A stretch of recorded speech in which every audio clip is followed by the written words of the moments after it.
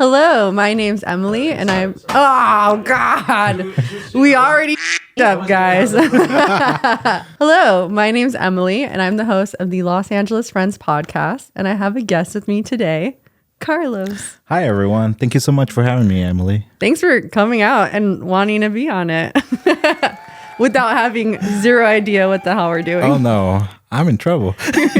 You know what? We'll do this together, and I think it'll be a great learning experience for us. Thank you. For us both. Okay, so Carlos and I actually met through the group Los Angeles Friends that I started. You should know about that already by now if you're watching this. Carlos is amazing. He's super fun, very cool, and he does a lot of interesting stuff. So we're going to get to know Carlos a little bit better together today. And I have some questions for you. Why don't you just start us off giving us like a little rundown about who you are? Wow. That's a scary question. It's kind of loaded. A really great question. I could go on for hours, but let me see. Like, so where were you born? What time? How much did you weigh? Oh my. No, I'm kidding. The horoscope and everything.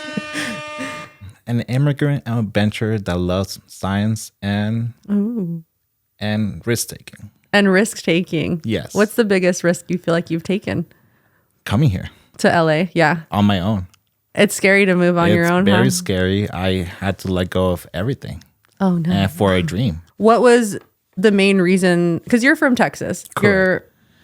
I guess we should get into all of that first. Sure. I was actually born in El Salvador. Okay, yeah. I came here when I was 5-6 years old, and I stayed here till the end of my middle school. I'm assuming and correct me if I'm wrong, when you moved here, you didn't speak English. I studied a little bit back in El Salvador. Yeah. It was very basic. Little bit amount. But the cartoons like Nickelodeon, not Cartoon Network, actually prepared me. Yeah, and you were just a baby at 5 years old. So you had to translate for your mom as a 5-year-old. Sometimes. Wow, yeah. Sometimes, and stuff like, I don't know what this medication That's scary. is. I know, right? Yeah. And I've heard that a lot. Like my parents both spoke English growing up. I mean, we mostly spoke Spanish at home, but I can't imagine having to translate that kind of paperwork for my parents. Yeah, no, it was interesting, but at the same time, it kind of prepared me to move forward. Kind of became a little independent and adaptable. Yeah. It forced you to grow up. Pretty much. And then you moved to Texas. I did. I moved to here. Texas, basically kind of the start of my high school. I let go. I started here doing some martial arts and continue over there. And it kind of helped me on that transition. Yeah. And I got friends. I adapted in Houston and moved forward from high school, undergrad, community college, undergrad, and my master's. You did that all in Houston. All in Houston and Austin. So why didn't you want to stay in Texas? Like, why did you choose to come back to California for school? The community, you can't not find it nowhere else in the country. Yeah. It's very special. It's very unique. It's a melting pot. And the attractions as well, the mountains, the beach, you can't find anywhere else. Yes, it's expensive. Yeah. But you pay for this type of lifestyle. What school do you go to right now? Right now, I'm going to University of Southern California. Ooh. Fight on. Are you plugging the Trojans? Right now, I am specializing in health behavior research with a focus on cancer health disparities. You're a PhD student, candidate? Not yet. This year, I will finish my candidacy. I'm about to enter the exam mode, and it's going to be intense. I'm starting my 3rd year, and it's a 5-year program, and we shall see how it goes. In order to understand medicine, in order to talk to the community, you have to understand human behavior. Right. And how communities behave and how culture and all those barriers come into play.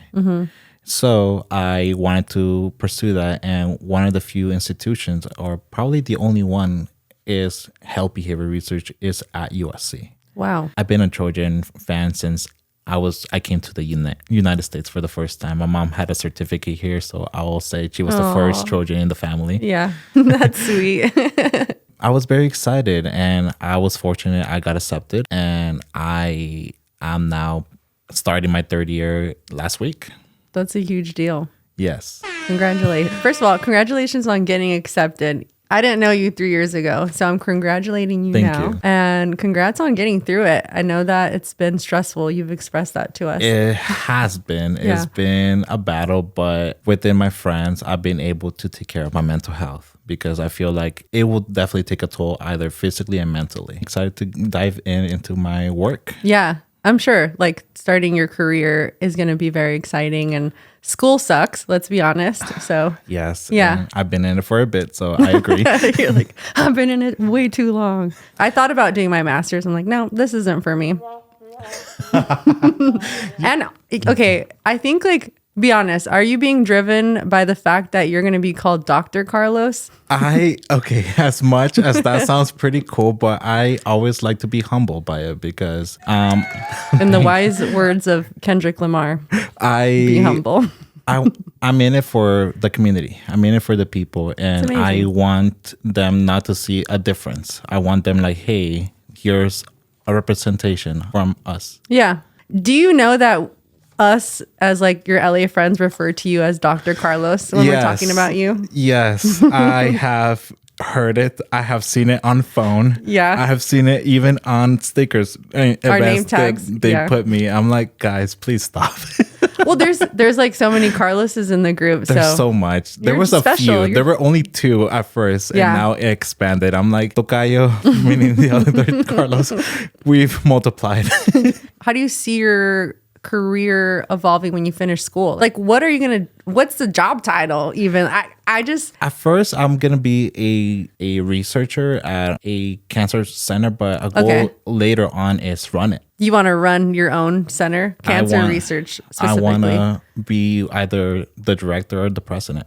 Look at you. And you're gonna be coming back and reeling it back to Los Angeles. There's a beauty to this state that it's a melting pot. Yeah. Everyone comes into play, every culture, every ethnicity. Mm-hmm. I didn't move away when I was young. I moved out of California when I was 20. Okay. So I was gone for 6 years. But the whole time I wanted to come back home because there really is nothing like LA. No, nothing. I never want to leave. You could literally be at the mountains hiking at 7 a.m. in the morning, 8 a.m. and catch the sunset at night at the beach. At the beach. There's something about Los Angeles that I cannot find anywhere else. I've been to Washington, I've been to Colorado, I've been to many parts of the US, and there's a beauty to this community in which that's why I wanted to come here and represent and basically kind of help the Hispanic Latino community in representation within health and all that.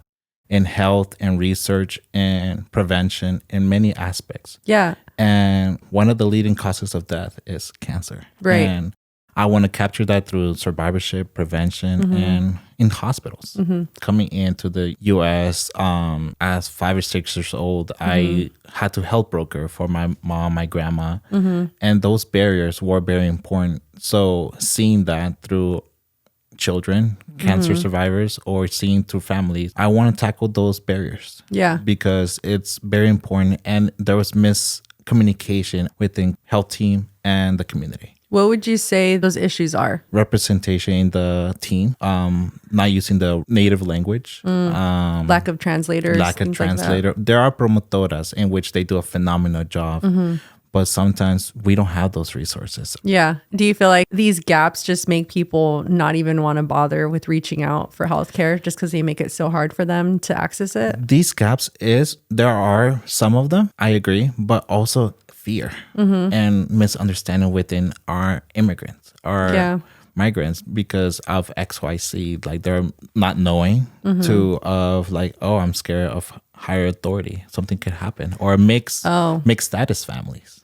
Well, my family's Mexican, but I'm assuming that a lot of Latinos share this commonality where our parents, at least mine and a lot of my friends, that are Mexican parents, they don't care if you're sick unless you're dying. Yes. And you don't go to the doctors. Like even my mom now. That's a cultural thing. Right. And sometimes we can't because of work. We have to take care of family or basically we have this idea, we could take care with cough medicine or a little tea. Vapuru.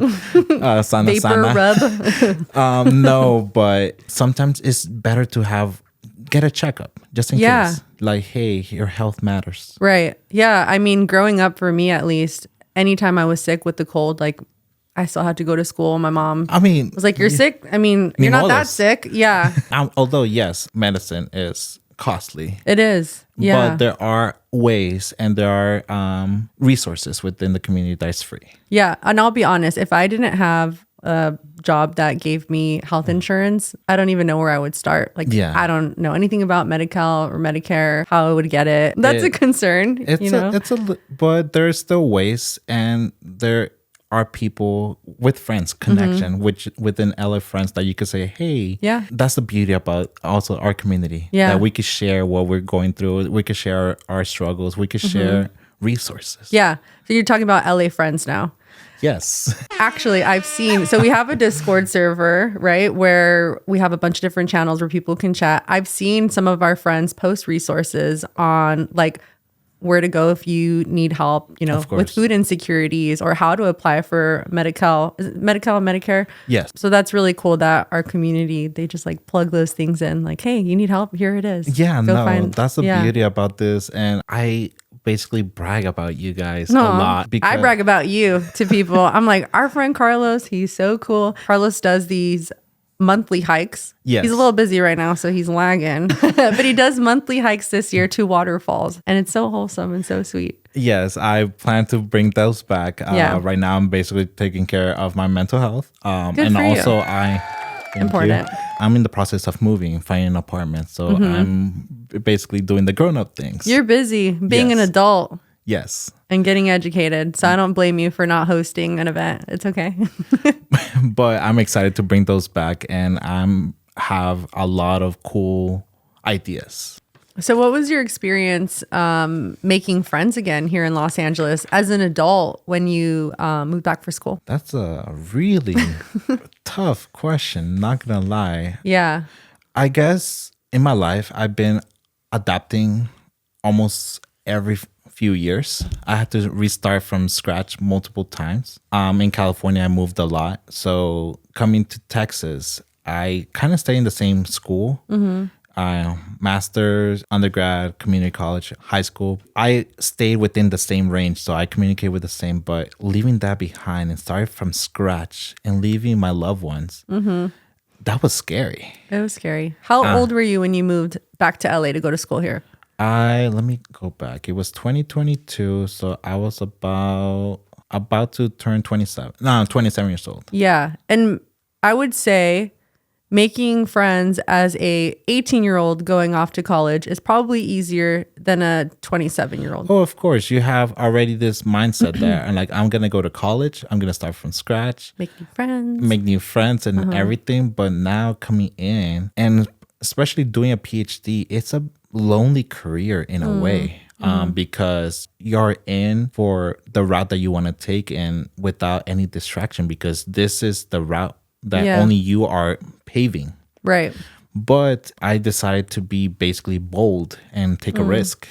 February of last year, last year, I got my car. And it was, You're like, I have so much more freedom now. And I was able to go and explore more. And I was able to join some friends. And how'd you meet these people then? The friends that? At first, I joined We Explore Earth. Okay. And that was a great transition. What is We Explore Earth for those who are watching and don't know about them? We Explore Earth is basically a group that goes out and explored the wilderness through hikes. I did a really cool one, which was Timber Mountain. Nice. I went in and took on almost, 10 miles hike. Dang.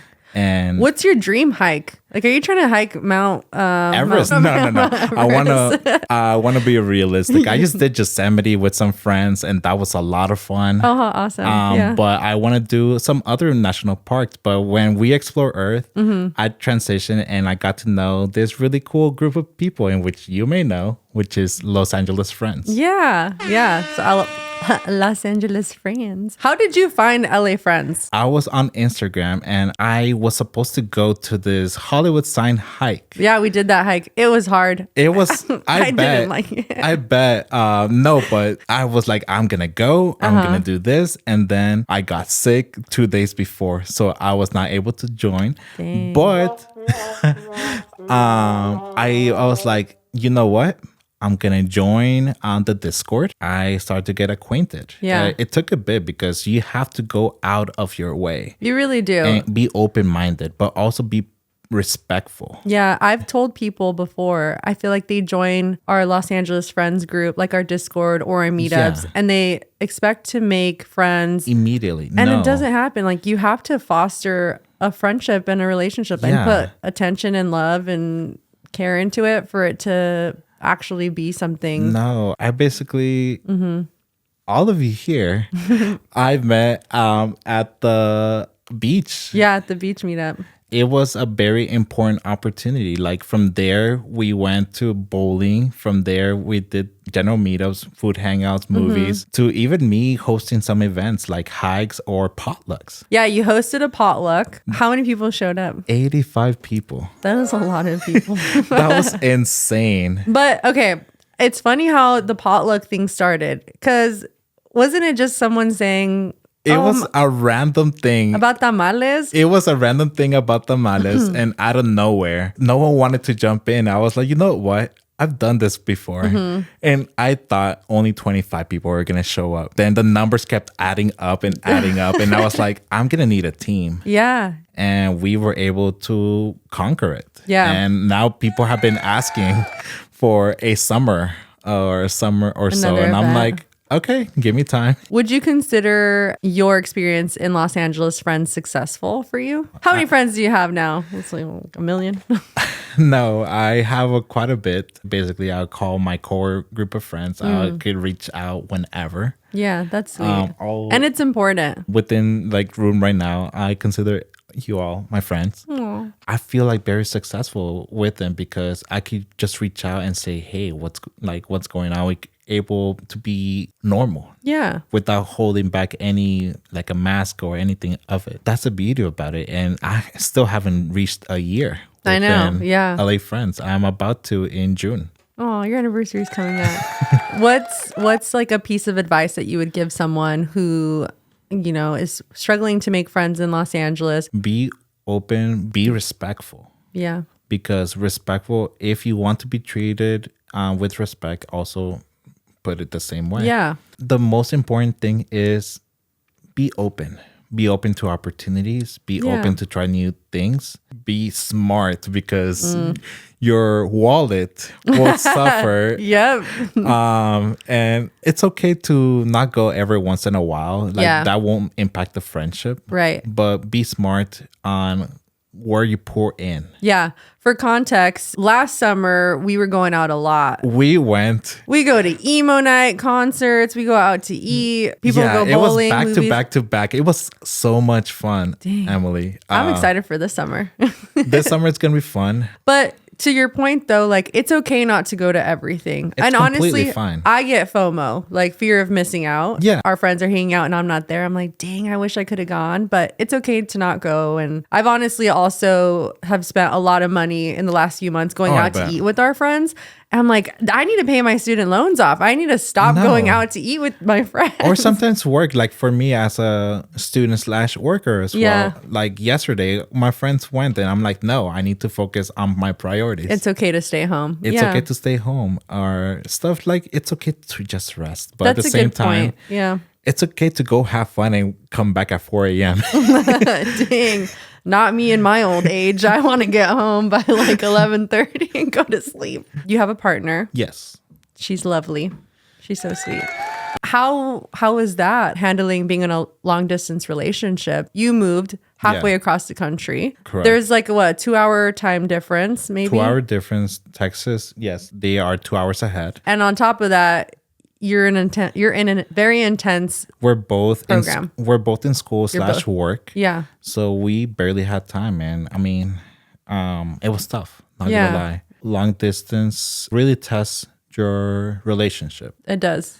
And yes, we had some ups and downs, but at the same time, we were able to communicate what was important. And what mattered was came back to the start, the friendship that began it. Because you guys were friends first. We were friends first. We're now Friends to going lovers. How sweet. 8 years. Oh, man. My boyfriend and I were long distance for a little bit. And I would consider ourselves long distance sometimes even now, just because he travels a lot for work. Yeah. It sucks. What do you think is the most important thing to be mindful of or, consider for someone who is in a long distance relationship? Communication.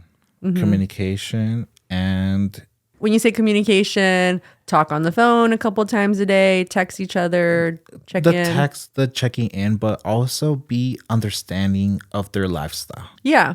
Because you are living two separate lives. And over here, I had to survive. I had to basically be like, hey, I'm coming into a new place and restarting from scratch. Yeah. So I needed to be pour more into this lifestyle in which that kind of impacted a little bit. Yeah. But at the same time, having this understanding in the back, like, hey, this may happen. And also that little nervousness that I'm nervous if this might not work out. That's scary. It's scary as heck. And we both had this fear, but we pushed through.